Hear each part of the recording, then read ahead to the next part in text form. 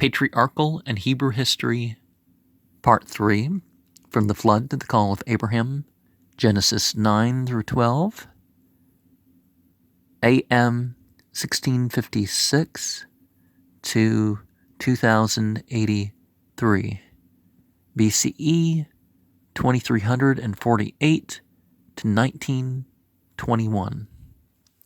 And there's reason to think that the Abraham may have been in the 31st century BCE.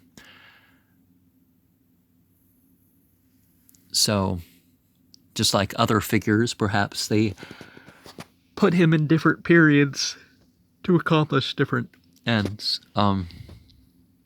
Certainly among the Egyptians, he was talked about as early as there was a Baknacherwa group that, the servants of the one God, and they spoke of Ibrahim, and he was 2200 to 1700 BCE.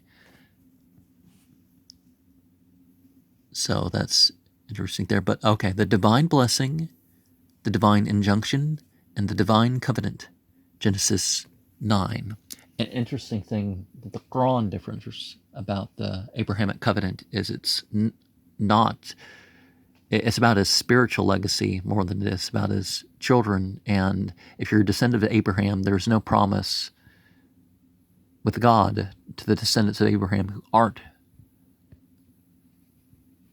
of that spiritual tradition if they're not righteous. Well, I mean, if you can be part of a tradition, not follow it. But the sons of Noah, how many sons had each? Chapter 10.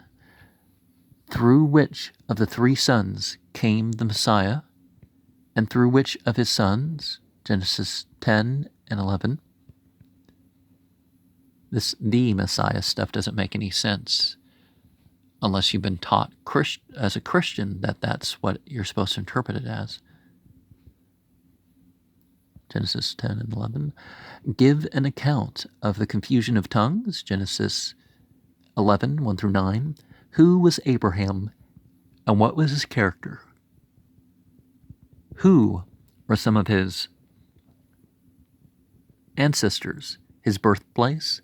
What important personages amongst his descendants? Give account of his call, his journeyings, and the kind of life he led. Genesis 11 and 12.